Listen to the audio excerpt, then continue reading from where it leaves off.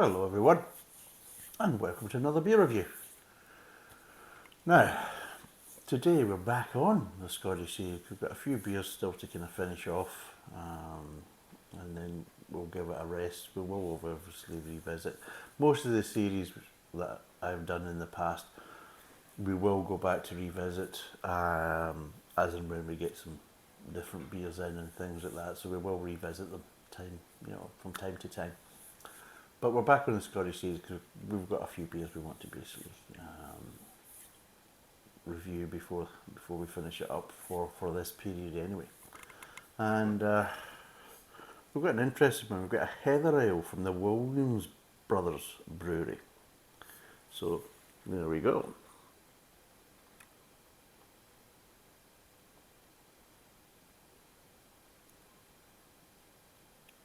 There we go, try and get it balanced for the thumbnail. There we go. Now, the pronunciation of this. This basically means heather. That's it, the word for heather in Gaelic and Gaelic. Gaelic being the Irish, Gaelic being the Scottish language. And it's pronounced a bit differently. In Gaelic, or in Scotland, we would say Fraoch. That's what we would say, Fraoch. Whereas the Irish would say Fraoch. Fraoch. So there you go. Language lesson channel now, isn't it? So there we go. So Fraoch for us, and basically it's a heather ale, and there's a bit of spiel in the back, I think there is, yes. So this is a 5%, it's 500ml, again it's under £2 a bottle. Everything that I've done within the Scottish series so far is all kind of under £2 a bottle, or well under £2 a can. So apparently this was brewed in Scotland for 4,000 years. Heather ale is the oldest style of ale still made in the world. Brewed to a 16th century recipe with malted barley, sweet Galen heather flowers. Fraoch is a floral peaty aroma, has a floral peaty aroma, full malt body and spicy herbal flavour. So there you go. And be interesting to see if this is supposed to contain hops. Well, it just says water, malted barley, malted wheat, heather. But it says hops, ginger, bog myrtle and yeast. Well, I don't know, in the 16th century where we actually start to use hops then. I need to check up my history, but I don't think hops were being used that much in the 16th century, hence why we're using heather and other herbs for bittering. And they might be adding it just to give it a bit of a head. Polyphenols to give a bit of head. So let's crack it open and see what it's like. Ooh. This might be an interesting one. As you can see, it's quite a light ale, which again, a lot of Scottish beers would be falling on the side of kind of darker ales. Not so much of the golden, maybe kind of dark amber and onwards was kind of the more kind of historical colours of ale you would get from Scotland, so we're definitely on the kind of darker end of the spectrum. So there we go. As you can see, it's quite golden in colour, quite light ale.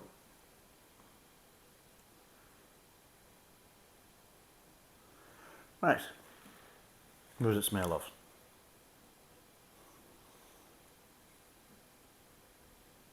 Not really much.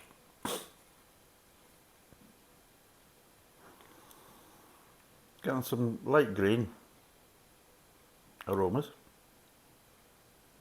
Maybe a hint of malt, but struggling to get malt. Don't smell any hops, don't smell anything else really. Kind of lacking. So, let's see what it's like.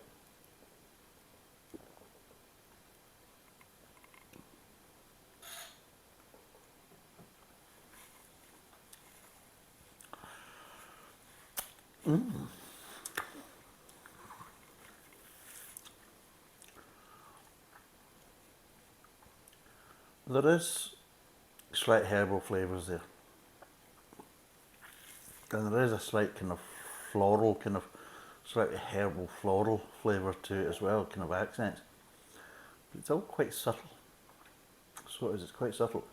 But do you know what my first reaction was? My first thought that came into my head as I was drinking it, apart from what I've just said to you, is like I can picking up these little initial flavours with my first kind of drink, is my first kind of real thought was, I've already got one of these bottles. That's what I thought. I was actually thinking, it's a shame I've only got one of these bottles. Because it'd be nice to have a couple just to try and see what it's like. Because of course sometimes you might need a couple of bottles just to kind of get fully acclimatised and just kind of really understand, especially when the flavours are quite subtle, that after you've had a couple, you kind of, well, you've kind of found out most of the flavours. Most of the flavours are now kind of present to you, and you bounce acclimatise, and you should be able to identify the flavours a lot easier, especially if they're quite subtle.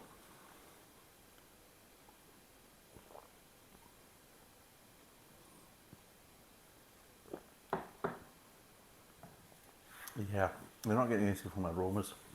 This is all from the flavour profiles. Because of course sometimes the case that as you're drinking it, and as you're kind of drawing some air in when you're drinking, you can be drawing in some of the aromas as well, which also kind of fools you into thinking that the flavours are actually in the beer when they're not really. So you can be confusing some aromas as actually flavours. That's one of the problems. But yeah, it's the flavours, some of the flavours are unusual, but they're subtle enough to be pleasant, but not really affect. Because if you don't really like the flavours, or you find the flavours quite kind of unique, then they're not overpowering enough to kind of really spoil the process of drinking it and enjoying it to a certain degree.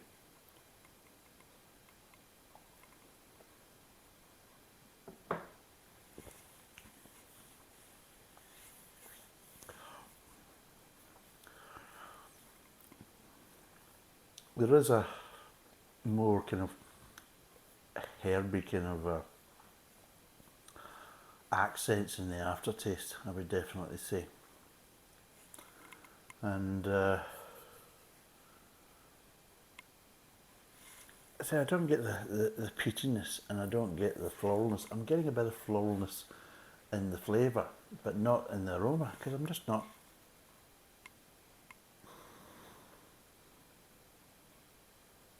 I mean, I can usually identify kind of earthy aromas, that type of stuff, but I'm not getting that. I mean, the two things that you would associate with kind of peaty aromas is a kind of slightly smoked kind of aroma, or a kind of wet earth aroma.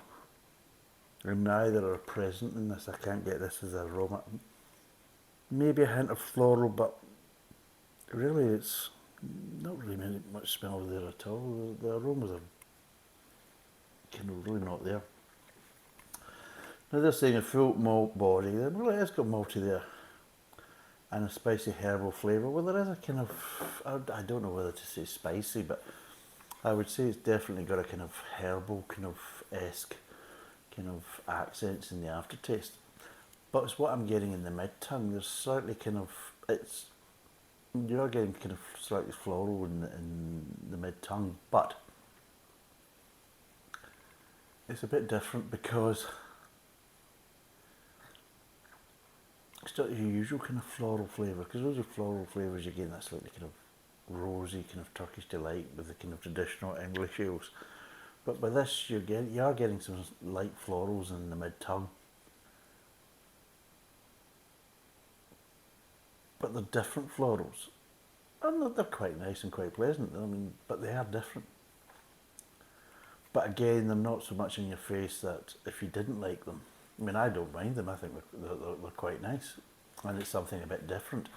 but they are kind of just kind of subtle accents. So the main kind of front and centre flavours is the grain and the kind of the malty flavours, and both of them are actually very pleasant. So this is unusual because this is going to be maybe 2 beers in a row from Scotland that have actually been not too bad. So let's see if we can break down the flavours.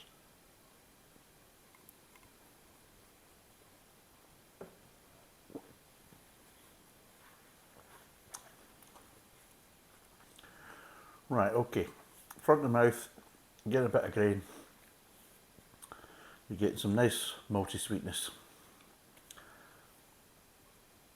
But there is just a nice mouthfeel to it. It's a nice mouthfeel. The start of it is just really, really nice. It's just, there's a slight creaminess almost to it. Just a slightly kind of creaminess in texture in the tongue. And that's what you're getting. So you get a slight kind of creaminess at the start of the mouth, which just, it's quite inviting and welcoming. It's like, come on in, boys. This is going to be good. You know, it's like that. You're like, right, that's a good start. And then it goes on to the kind of mid-tongue.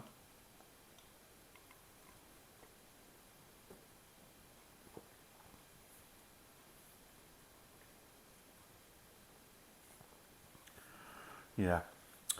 Moves on to the mid-tongue. And you've got the nice malty sweetness still. It runs all the way through right to the end. So it's there in the aftertaste in the mid-tongue, so it's always there as a constant. The grain's there, and it's kind of maybe died down a little bit. And you're starting getting some little kind of floral accents. Maybe some slight hints of herbal, but again, out of all the accents, the kind of more predominant ones coming through are this kind of like kind of floral accents that you're getting. But like I said, they are slightly different floral accents. They're not the kind of that kind of Turkish delight or kind of rose kind of accents and that type of stuff you would get in English ales. You're getting, it's kind of, it's hard to describe. I couldn't tell you what type of floral. Well, maybe I could. Let's see.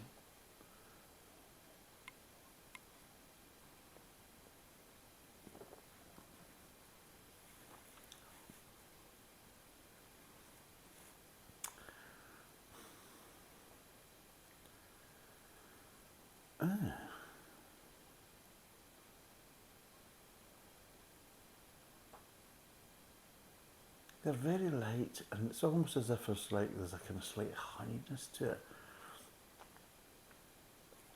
I'm not going to say honeysuckle, but it's kind of slightly like that. There's a kind of honeyness to it. And of course with the malty sweetness there in the mid-tongue, it just gives you a kind of a slightly velvety kind of sensation and feel to the flavour to it. And it's actually very pleasant. The thing is that you could really chug this. I'll be totally honest, you really could chug this. The flavours are just nicely balanced that you could crack into this and really chug it. Sessionable? Oh bloody hell aye, yeah.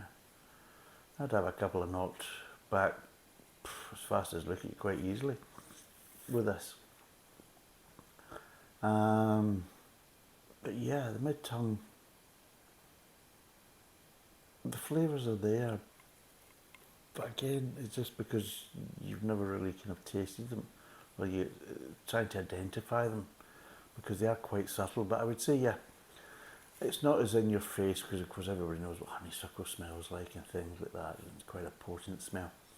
So there's no smell to go with that, but it's almost like a kind of floral, kind of honey kind of accent is what you're kind of getting.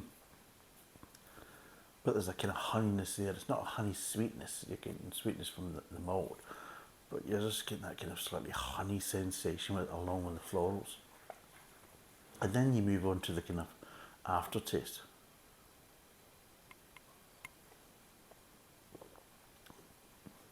And yeah,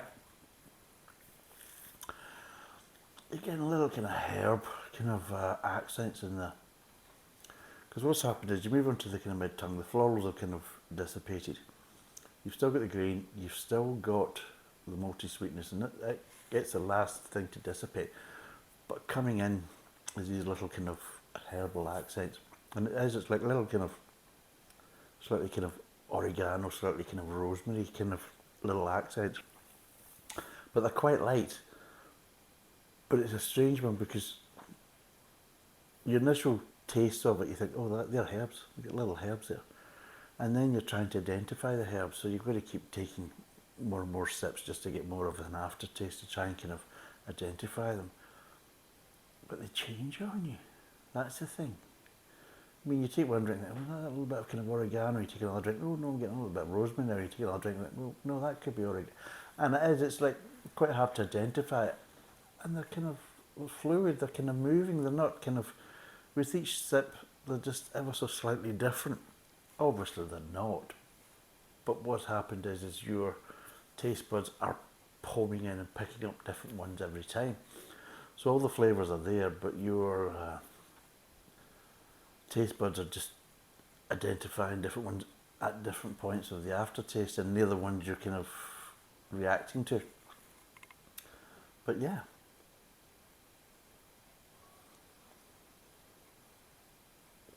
And then, yeah, what happens is the grain and the, so it looks like the grain and the malty sweetness, like, you know, they're little handcuffed together, so they're there at the start, they're there in the middle, and they're there together as it dissipates. So the last flavours you're getting are the kind of light grain and light malty sweetness just kind of dissipating off into the sunset together. So yeah, what would I give this out of 10? There's a question.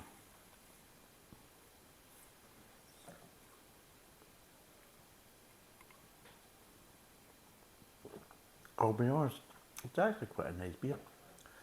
Mouthfeel is nice. Carbonation, from my own personal kind of point of view, is just nice. It's just nicely carbonated, not too much, not under. It's just nice. So all that adds to the nice kind of mouthfeel, and as you can see, it's nicely brewed. There's a bit of lacing on the glass. Just generally a nice beer and just some interesting flavours. I'll be totally honest, it's quite sessionable, so you could have it with barbecues and you could have it on a hot summer's day. I think you would probably miss quite a few of the flavours if you were eating food with it. I think that would kind of obscure some of the flavours. But it's also these ones that you could just sit down and just have a couple of them and just kind of enjoy trying to identify the flavours and see what else you can find in the flavours. So from that point of view, it makes it kind of interesting. So it makes it kind of, it's one of these beers that can do a few different things. It's, the flavour profiles are interesting enough that you could just sit there and spend, you know, spend a few bottles just kind of trying to identify all the different flavours and see how you go on. Or you could get wired into it at a barbecue, or just come home from work and think, I want a couple of these down me because I've not had a particularly good day and it's hot and I'm uncomfortable and I'm sticky and I just want to relax. So yeah, it's one of these beers that is capable of ticking a few boxes. And because of that,